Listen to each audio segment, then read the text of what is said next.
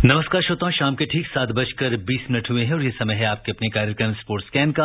आज के sports scan के इस एडिशन के साथ मैं हूं आपका होस्ट तो सिद्धार्थ सिंह और तमाम खेल खबरों पर विस्तार से चर्चा करने के लिए स्टूडियो में आ चुके हैं वरिष्ठ खेल पत्रकार मनोज जोशी। मनोज, स्पोर्ट्स स्कैन कार्यक्रम में आपका स्वागत है। धन्यवाद। सबसे पहले नजर अब तक की स्पोर्ट्स हेडलाइंस पर। डूरन कप फुटबॉल में मोहम्मडन और जमशेदपुर के बीच मुकाबला जारी। एक अन्य मैच में आर्मी ग्रीन ने नॉर्थ ईस्ट यूनाइटेड को 3-1 से हराया। बैडमिंटन की विश्व चैंपियनशिप कल से जापान की राजधानी टोक्यो में शुरू हो रही है।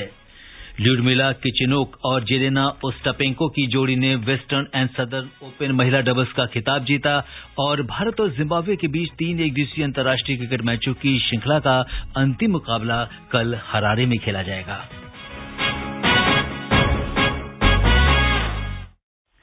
और खेल खबरों की शुरुआत करते हैं डूरन कप फुटबॉल से।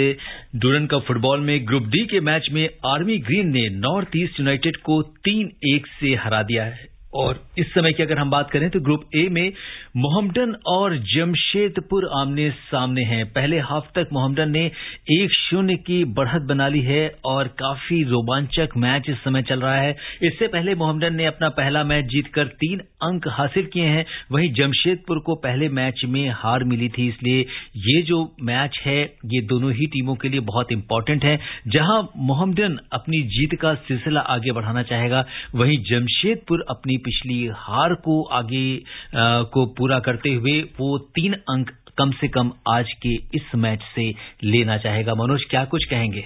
देखिए, युवा खिलाड़ियों और अनुभव के बीच में ये जंग थी। युवा खिलाड़ियों के प्रतीक थे जमशेदपुर और मोहम्मडन में काफी अनुभवी खिलाड़ी हैं और क्योंकि पहला मुकाबला एफसी गोवा को उन्होंने हराया, पिछले डूरन कप की हार का बदला लिया।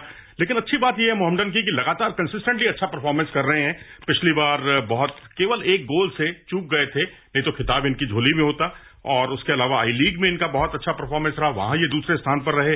लेकिन यहां जिस तरह से एक अवसर मिला था हेडर का सायरू आतिकीमा को, और वो उस पर मोहित ने बहुत अच्छा बचाव भी किया, लेकिन बहुत सफाई से गेंद को रोक नहीं पाए और फजलुर रहमान ने अपना मौका ताड़ा था। ये वही फजलुर रहमान है जिन्होंने पिछले मुकाबले में एफसी गोवा के खिलाफ बहुत शानदार गोल किया था। तो इस तरह से मोहम्मडन के लिए एक काफी उम्मीद जगी है इस मुकाबले को जीतने की। बिल्कुल, तो भारत का सबसे पुराना अगर हम देखें तो एक तरह से फुटबॉल टूर्नामेंट है और इस समय जो है सभी की नजरें डूरन कप पर लगी हुई हैं। और अगर हम देखें तो स्ट्रांग कंटेंडर आप किसको मानते हैं मनोज इस बार? देखिए, मोहम्मडन क्योंकि बहुत करीब से खिताब चूका था, तो मुझे लगता है कि वो एक प्रबल दावेदार होगा, क्योंकि मोहन बगान के आपने हाल बेहाल देख लिए हैं। पिछला मुकाबला वो उलटफेर के शिकार हो गए। लेकिन यहां पर मुझे मोहम्मडन से काफी उम्मीदें हैं, क्योंकि इसमें फजलुर रहमान ही नहीं, जो और खिलाड़ी हैं, जो अनुभव इनके पास बहुत ही जबरदस्त है। इन अनुभवी खिलाड़ियों के दम पर यह टीम टाइटल जीतने का मादा रखती है। तो देखना दिलचस्प होगा कि आज के मैच का विजेता कौन होता है। युवा कार्यक्रम और खेल मंत्री अनुराग सिंह ठाकुर ने चौथी भारतीय ओपन राष्ट्रीय पैरा एथलेटिक्स प्रतियोगिता 2022 में विश्व रिकॉर्ड बनाने के लिए भाला फेंक खिलाड़ी सुमित अंतिल और चक्का फेंक खिलाड़ी योगेश कथुनिया को बधाई दी है। एक ट्वीट संदेश में श्री ठाकुर ने अंडर 20 विश्व कुश्ती प्रतियोगिता में पहली बार स्वर्ण पदक जीतकर इतिहास रचने वाली भारतीय महिला अंतिम पंघल की भी सराहना की। उन्होंने कहा कि 14 पदक जीतकर भारत ने इस प्रतियोगिता में अब तक का सर्वश्रेष्ठ प्रदर्शन किया है। आइए सुनते हैं अंतिम की इस कामयाबी पर खेल डेस्क की ये विशेष रिपोर्ट।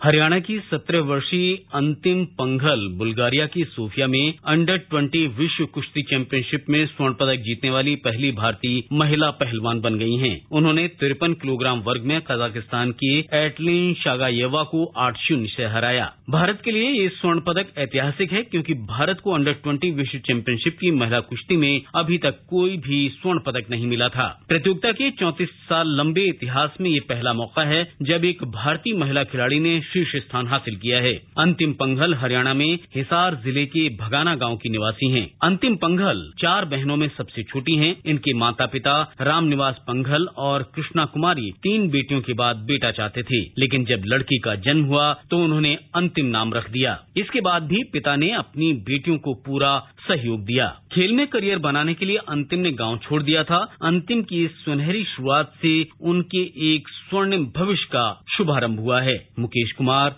Sports scan. बिल्कुल, इस समय अंतिम पूरी तरह से चर्चा में है और नाम को लेकर भी बहुत सारी चीजें, क्योंकि ये अंतिम नहीं बल्कि ये उनकी एक शुरुआत है और जिस तरह की एक स्वर्णिम शुरुआत उन्होंने की है, लोगों के लिए एक मिसाल कायम की है, देश के युवाओं के लिए। और आप इस सफलता पर क्या कहेंगे मनोज? देखिए, आपने अभी उनकी अंतिम की बात की है और चौथी बेटी है अपने पेरेंट्स की, और उन्होंने नाम ही इसका अंतिम रख दिया कि अंतिम बेटी होगी, लेकिन वो देश की पहली बेटी बन गई हैं जिन्होंने वर्ल्ड जूनियर का खिताब जीता है, और वो भी पहली भारतीय महिला बनकर। और उसमें भी इन्होंने जापान की उस खिलाड़ी को हराया कि जापान की खिलाड़ियों को हराना बहुत मुश्किल होता है महिला कुश्ती में, क्योंकि जापान दुनिया में नंबर 1 टीम है, बेहतरीन टीम है। उनको हराने का मतलब है कि आप स्वर्ण पदक के प्रबल दावेदार हैं, और उनको क्वार्टर फाइनल में हराया। जर्मन खिलाड़ी को इन्होंने हराया, जर्मन रेसलर को, वो टेक्निकल सुपेरिटी से हराया। उसके बाद 11-2 से यूक्रेन की रेसलर को हराया। फिर कजाकिस्तान की रेसलर उनके सामने थी फाइनल में, उन्हें तो एक तरह से इन्होंने धो डाला, एक भी अंक नहीं गंवाया, 8-0 से हराया। तो कुल मिलाकर 34 अंक इन्होंने बटोरे, केवल 2 अंक गंवाए हैं। हिसार की रहने वाली हैं, और सबसे अच्छी बात जो इनकी कुश्ती कला में लगती है हमें, वो है कि इनमें कोई दुविधा नहीं रहती, कॉन्फिडेंट है, आगे जाना है, पीछे जाना है, इसके बीच का कोई रास्ता नहीं वो खोलती। बिल्कुल जिसे कहते हैं कॉन्फिडेंटली अपने अटैक करती हैं। तो ये लगातार जो अटैक करने की जो इनकी प्रवृत्ति है वो इनके लिए बहुत उपयोगी है। और जिस तरह से विनेश फोगट से ये फाइनल में हारी थी ट्रायल की कुश्ती में कॉमनवेल्थ गेम्स की, उससे बड़ा इनका कॉन्फिडेंस बढ़ा है। एक समय तो ये विनेश फोगट पर भी 3-0 की बढ़त बनाए हुए थी। यानी जूनियर खिलाड़ी एक ओलंपियन रेसलर को यदि चुनौती देता है और अच्छी खासी बढ़त के बाद, या ये कहिए कि विनेश फोगट हारते हारते इनसे बच गई थी। बिल्कुल, तो अब इनकी जो आगे भविष्य में कामयाबी के लिए हम लोग दुआ करते हैं। और इस बीच सोनम मलिक की अगर हम बात करें तो उन्होंने 62 किलोग्राम और प्रियंका ने 65 किलोग्राम वर्ग में रजत पदक जीता है। तो इन दोनों खिलाड़ियों का भी बेहतरीन प्रदर्शन रहा। जी हाँ, बिल्कुल। सोनम जो है वो साक्षी मलिक को 1 बार नहीं, 2 बार नहीं, बल्कि 5 बार हरा चुकी हैं। और साक्षी मलिक को ओलंपिक के बाद अगर कहीं हाशिए पर किसी ने धकेला है तो वो सोनम ही है। तो इस बार सोनम उपलब्ध नहीं थी, तो साक्षी की लॉटरी खुल गई और साक्षी पहुंची फाइनल में और फाइनल जीती वो, और कॉमनवेल्थ गेम्स का स्वर्ण पदक उन्होंने जीता। तो ये जूनियर खिलाड़ी जो हमारी रेसलर्स आ रही हैं, खासकर महिलाएं, वो सीनियर खिलाड़ियों पर भारी पड़ रही हैं, और इसी का मिसाल है सोनम, प्रियंका या फिर अंतिम। थाईलैंड पैरा बैडमिंटन अंतर्राष्ट्रीय टूर्नामेंट कल पटाया में संपन्न हो गया। इस टूर्नामेंट में भारत ने 4 स्वर्ण, 5 रजत और 8 कांस्य सहित कुल 17 पदक जीते। आइए सुनते हैं ये रिपोर्ट। भारत के प्रमोद भगत और सुकांत कदम ने कल पताया में थाईलैंड पैरा बैडमिंटन अंतर्राष्ट्रीय टूर्नामेंट के डबल्स में स्वर्ण पदक जीता। पुरुष सिंगल्स में भगत और कदम को रजत पदक से संतोष करना पड़ा। मिक्स्ड डबल्स में ऋत्विक रघुपति और मानसी जोशी की जोड़ी ने रजत पदक जीता। महिला सिंगल्स में मनदीप कौर ने फाइनल में मानसी को हराकर स्वर्ण पदक अपने नाम किया। मनीषा रामदास ने भी फाइनल में जापान की कायदे कामियामा को हराकर स्वर्ण पदक जीता। नित्या श्री सुमति सिमन को भी स्वर्ण पदक मिला। महिला डबल्स में मानसी और संथिया विश्वनाथन की जोड़ी को रजत पदक से संतोष करना पड़ा। समाचार कक्ष से निखिल कुमार। जी हां मनोज, हमारे खिलाड़ियों ने जिस तरीके का इस टूर्नामेंट में प्रदर्शन किया है, इस पर आप क्या कहेंगे? देखिए, जिस तरह से पैरा ओलंपिक में भारतीय खिलाड़ियों ने अब तक का सर्वश्रेष्ठ प्रदर्शन किया था, वो भारतीय खिलाड़ियों के लिए एक तरह से टर्निंग पॉइंट था। और उसके बाद भारतीय खिलाड़ियों ने पीछे मुड़कर नहीं देखा, चाहे प्रमोद भगत हो, चाहे सुकांत कदम हो, या फिर अन्य, आपने थोड़ी देर पहले जिक्र किया था सुमित एंटिल का, वो जिन्होंने स्वर्ण पदक वहां हासिल किया था। तो ये सारे खिलाड़ियों की जो पौध तैयार हो रही है, ये भविष्य में आप देखिएगा पेरिस ओलंपिक में जैसे कहते हैं पदकों का अंबार लगाएगी। बिल्कुल, तो ये तो बात थी पैरा बैडमिंटन की। और अब बात करते हैं बैडमिंटन की विश्व चैंपियनशिप कल से जापान की राजधानी टोक्यो में शुरू हो रही है। इस टूर्नामेंट में पीवी सिंधु नहीं खेलेंगी। चोट के कारण उन्हें टूर्नामेंट से बाहर होना पड़ा है। वो पिछले एक दशक में पहली बार विश्व चैंपियनशिप में नहीं खेलेंगी। उनकी अनुपस्थिति में अनुभवी साइना नेहवाल, युवा स्टार लक्ष्य सेन और एचएस प्रणय से भारत को उम्मीदें हैं। सिंधु का विश्व चैंपियनशिप में शानदार रिकॉर्ड है। उन्होंने कुल 5 पदक अब तक जीते हैं। उनकी लिस्ट में 2019 में जीता गया स्वर्ण पदक भी शामिल है। सिंधु की अनुपस्थिति में लक्ष्य और प्रणय के अलावा किदाम्बी श्रीकांत पर पदक जीतने की जिम्मेदारी होगी। साइना इस टूर्नामेंट में 1 रजत और 1 कांस्य पदक जीत चुकी हैं। यहां उन्हें पदक जीतने के लिए अपना सर्वश्रेष्ठ प्रदर्शन करना होगा। पहले दौर में उनका मुकाबला हांगकांग की चेइंग नैंगसी से होगा। श्रीकांत ने पिछले साल विश्व चैंपियनशिप में रजत जीता था, वहीं लक्ष्य कांस्य जीतने में सफल रहे थे। पुरुष डबल्स की बात करें तो चिराग शेट्टी और सात्विक साईराज रंकी रेड्डी पर सबकी नजरें होंगी। दोनों ने राष्ट्रमंडल खेलों में स्वर्ण पदक अपने नाम किया था। तो अब जबकि पीवी सिंधु इस टूर्नामेंट में वर्ल्ड चैंपियनशिप में नहीं खेल रही हैं, किस तरह की उम्मीद मनोज भारत के दूसरे खिलाड़ियों से आप कर रहे हैं और कितना इस समय क्या चुनौतियां हैं इस चैंपियनशिप में? देखिए, जब से भारत ने थॉमस कप का खिताब जीता है पुरुषों में और उसके अलावा कॉमनवेल्थ गेम्स में जो अपनी सफलता का परचम लहराया है, खासकर बैडमिंटन की स्पर्धाओं में भारतीय खिलाड़ियों से उम्मीदें जगना बहुत ही स्वाभाविक है। लक्ष्य सेन कॉमनवेल्थ गेम्स में गोल्ड मेडल जीतते हैं और यहां पर उनका मुकाबला जिस खिलाड़ी से होता है डेनमार्क के ही खिलाड़ी हैं, लेकिन 2016 में जरूर वो थॉमस कप की विनिंग टीम के सदस्य थे, लेकिन ये मौजूदा टीम के सदस्य हैं। और अगर आप देखें तो किदाम्बी श्रीकांत जो कॉमनवेल्थ गेम्स में जिनको कांस्य पदक हासिल हुआ था, दुनिया के पूर्व नंबर 1 खिलाड़ी भी रहे हैं। उनका जिस खिलाड़ी से मुकाबला है उसकी जूनियर में ज्यादा उपलब्धियां हैं, सीनियर में कुछ विशेष उन्होंने नहीं किया है। आयरिश खिलाड़ी हैं ये।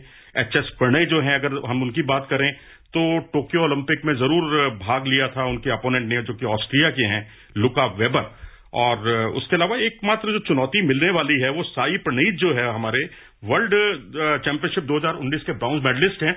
उनका मुकाबला ताइवान के जिस खिलाड़ी से है वो एशियन गेम्स के सिल्वर मेडलिस्ट हैं। तो मुझे लगता है साई प्रणीत को छोड़ दिया जाए तो पहले राउंड में किसी भी भारतीय खिलाड़ी को जीत के लिए ज्यादा मशक्कत नहीं करनी पड़ेगी, क्योंकि साइना का मुकाबला भी जिस खिलाड़ी से है उसने भी 2015 में ऑस्ट्रेलियन इंटरनेशनल का स्वर्ण पदक जीता था, लेकिन उसके बाद उनके नाम भी कोई बड़ी उपलब्धियां नहीं है। बिल्कुल, तो उम्मीद करते हैं कि कल से जो विश्व चैंपियनशिप शुरू हो रही है बैडमिंटन की, इसमें भारतीय खिलाड़ी अपना उम्दा प्रदर्शन करेंगे। बात करते हैं टेनिस की। लुडमिला किचुनेक और जेलेना ओस्टापेंको की जोड़ी ने शानदार प्रदर्शन को जारी रखते हुए निकोल मिल्चर मार्टिनेज और एलेन पेरेस को 7-6, 6-3 से हराकर वेस्टर्न एंड सदर्न ओपन महिला डबल्स का खिताब अपने नाम कर लिया है। ये किचुनेक और ओस्टापेंको के लिए वर्ष का दूसरा खिताब है, जिन्होंने ग्रास कोर्ट पर WTA 250 बर्मिंघम में ट्रॉफी भी जीती है। इस बीच पुरुष सिंगल्स के फाइनल में स्टेफानोस सिसिपास का सामना बोर्ना कोरिक से होगा। उन्होंने सेमीफाइनल में डेनियल मेदवेदेव को हराया।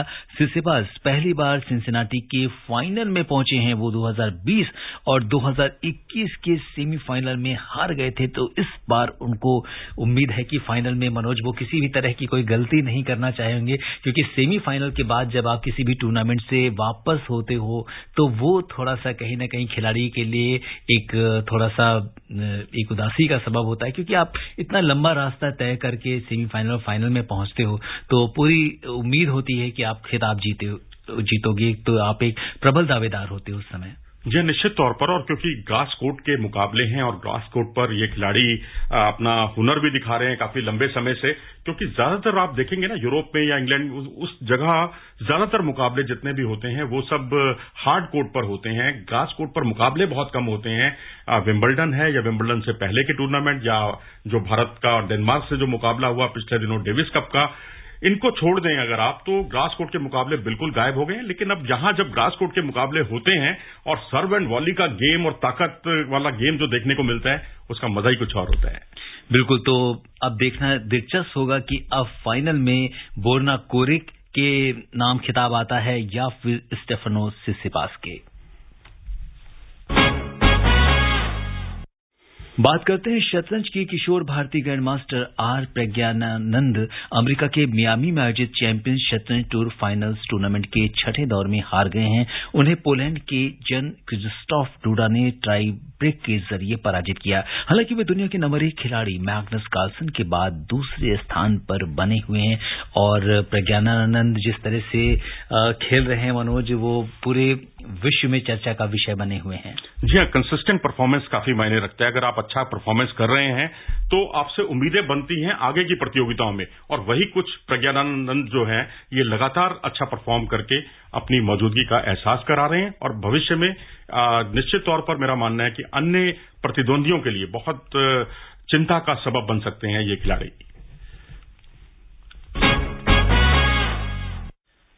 बात करते हैं क्रिकेट की। रॉटरडम में पाकिस्तान ने नीदरलैंड्स को तीसरा और अंतिम एकदिवसीय क्रिकेट जीतने के लिए 207 रन का लक्ष्य दिया है। जवाब में नीदरलैंड्स की अगर हम बात करें तो ताजा समाचार मिलने तक इस समय 14 ओवर और 4 गेंदों का मैच हो चुका है। 3 विकेट पर 38 रन बना लिए हैं नीदरलैंड्स ने। इससे पहले पाकिस्तान की पूरी टीम 50वें ओवर में 206 रन पर आउट हो गई। पाकिस्तान के लिए बाबर आजम ने सर्वाधिक 91 रन का योगदान दिया है और इस समय नीदरलैंड्स की ओर से टॉम कूपर अभी उन्होंने खाता नहीं खोला है और विक्रमजीत सिंह ने 17 रन बनाए हैं। तो ये हालांकि कितनी बड़ी चुनौती आप देख रहे हैं और किस तरह से इस मैच में आप कहेंगे? देखिए, नीदरलैंड की जो टीम है ना, ये बेसिकली इनका जो अटैक है वो बहुत ही आला दर्जे का है। एक बार तो मुझे याद है भारत के खिलाफ जब उनका मुकाबला था वर्ल्ड कप में, तो भारतीय टीम भी बहुत कम स्कोर यानी 204-205 रन बनाकर आउट हो गई थी। तो ये भी स्कोर एक तरह से पाकिस्तान के लिए चुनौतीपूर्ण रहेगा। लेकिन मैं तारीफ करूंगा बाबर आजम की, इतने कंसिस्टेंट परफॉर्मर इस वक्त विश्व क्रिकेट में कोई दूसरा नहीं है। अगर वो ना होते तो क्या हालत होती पाकिस्तान की, इसका आप अंदाजा लगा सकते हैं।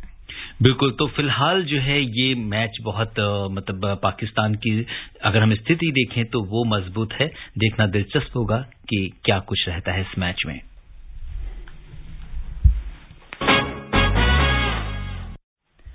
भारत और जिम्बाब्वे के बीच 3 एकदिवसीय अंतर्राष्ट्रीय क्रिकेट मैचों की श्रृंखला का अंतिम मुकाबला कल हरारे में खेला जाएगा।